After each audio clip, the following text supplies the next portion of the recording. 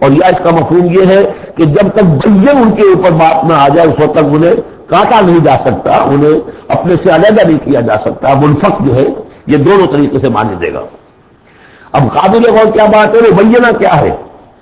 رسول من اللہ یتلو صحفا مطہرۃ فیہا کتب قیمہ، ایک رسول اللہ کی جانب سے جو تلاوت کرتے ہیں پاکیزہ اوراق کی، اور وہ فیہا ان اوراق میں کیا ہے؟ بڑی مضمون کتابیں لکھی ہوئی ہیں، احکام ہیں اللہ کے.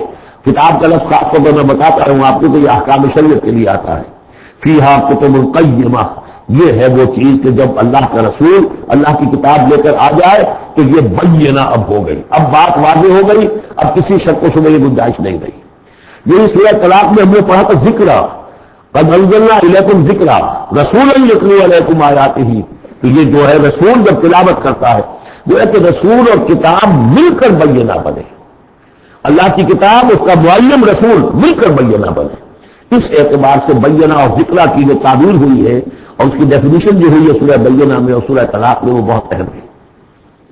اب فرمایا وما تفرق الذین اوتوا الکتاب الا من بعد ما جاءتهم البینہ، یہ جن لوگوں کو کتاب دی گئی تھی انہوں نے جو پہلے بھی تفرقہ کیا ہے آپس میں، یہ جو بٹ گئے، یہ کوئی نصارہ بن گئے کوئی یہودی بن گئے، پھر نصارہ میں نہ معلوم کتنے فرقے ہوئے اور یہودیوں میں کتنے فرقے ہوئے، یہ سارا تفرقہ ہوا کب؟ الا من بعد ما جاءتهم البینہ، مگر یہ کہ ان کے پاس بینہ آ چکی تھی، گویا کہ اس کے اب جرم کی وہ پورے طور پر اس کی سزا کے سزاوار ہو چکے. وما امروا، یہ آیت اس اعتبار سے بہت اہم ہے کہ دین کا پھر وہی خلاصہ جو ہم نے پڑھا تھا بہت ہی شدت کے ساتھ سورہ زمر میں وہ پھر آ گیا. وما امروا الا لیعبدوا اللہ مخلصین لہ الدین حنفاء، اور انہیں حکم نہیں ہوا تھا مگر اس بات کا کہ بندگی کریں پرستش کریں اللہ کی، لیکن اس کے لیے اپنی اطاعت کو خالص کرتے ہوئے. یہ نہیں کہ نماز تو اللہ کی پڑھ رہے ہیں لیکن یہ کہ اور کام اپنے نفس کی مرضی کے مطابق کر رہے ہیں، وہاں اللہ کے حکم کو ٹھکرا دیا ہے. کاروبار جو کر رہے ہیں وہ اور طریقوں سے کر رہے ہیں جو حرام ہے، تو یہ تو پھر بندگی نہ ہوئی. یہ تو وہ بات ہو گئی افتؤمنون ببعض الکتاب وتکفرون ببعض، کیا تم ہماری کتاب اور شریعت کے ایک حصے کو مانتے ہو اور ایک کو رد کر دیتے ہو؟ فما جزاء من يفعل ذلك منكم الا خزي في الحیاۃ الدنیا، تو جو کوئی بھی تم میں سے یہ رویہ اختیار کرے گا اس کی کوئی سزا اس کے سوا نہیں ہے کہ دنیا میں ذلیل و خوار کر دیے جائیں، ویوم القیامۃ یردون الی اشد العذاب، اور قیامت کے دن بدترین عذاب میں جھونک دیے جائیں. دنیا کی رسوائی تو آج ہمارے ماتھے پر لکھی ہوئی ہے. 1.5 ارب انسان، 1.25 ارب تو کم سے کم ہے، 120-130 کروڑ سے کم نہیں آج مسلمان. عزت نام کی کوئی شے نہیں.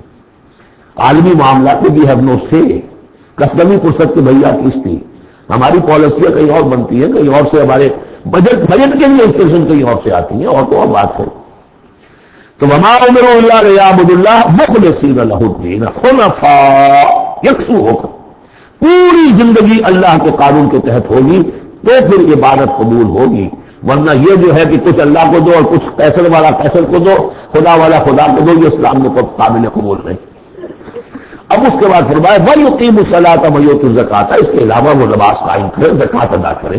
بندگی اور شے ہو گئی، نماز اور زکوٰۃ علیحدہ شے ہو گئی. بندگی تو اطاعت ہے، زندگی آمد برائے بندگی، زندگی بے بندگی سے زندگی. اس بندگی کے تقاضوں کو پورا کرنے کے لیے نماز دی گئی آپ کو، تاکہ آپ یاد تو کرتے رہیں، اللہ کو یاد تو کرتے رہیں، تاکہ وہ جو عہد کیا ایاک نعبد و ایاک نستعین دن میں 5 مرتبہ تارا ہو جائے.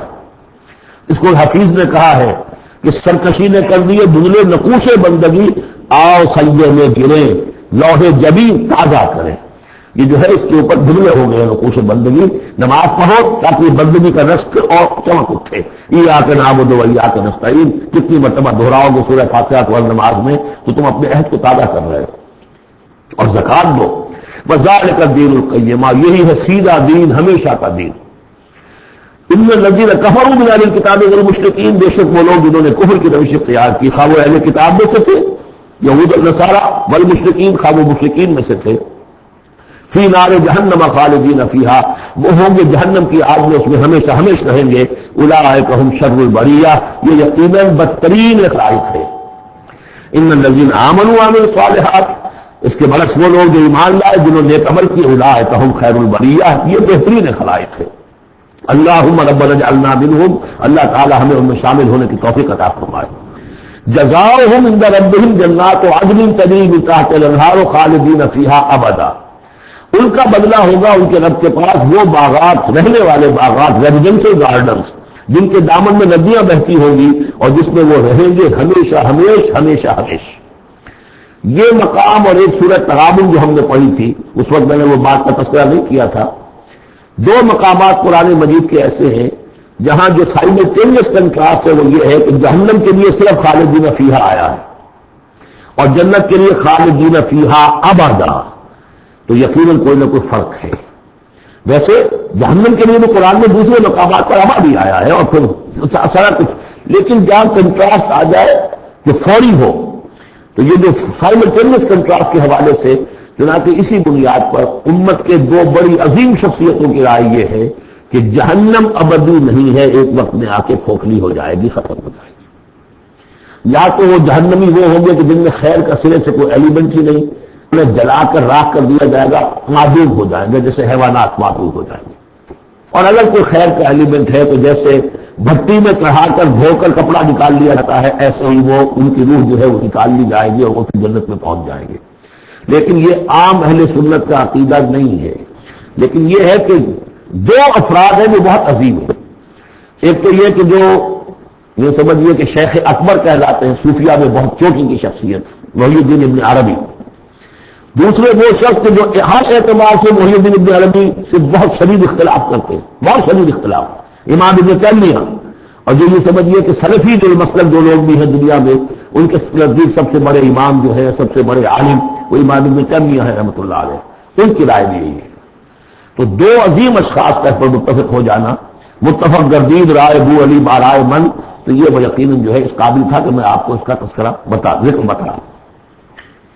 رضی اللہ عنہم، یہ لوگ جو ہیں وہ لوگ کہ ان الذین آمنوا وعملوا الصالحات اولئک هم خیر البریہ جزاؤہم عند ربہم جنات عدن تجری من تحتہا الانہار خالدین فیہا ابدا رضی اللہ عنہم ورضوا عنہ، اللہ تعالیٰ ان سے راضی ہو گیا، وہ اس سے راضی ہو جائیں گے، جب جائیں گے وہاں تو اللہ تعالیٰ وہ کچھ دے گا کہ راضی ہو جائیں گے۔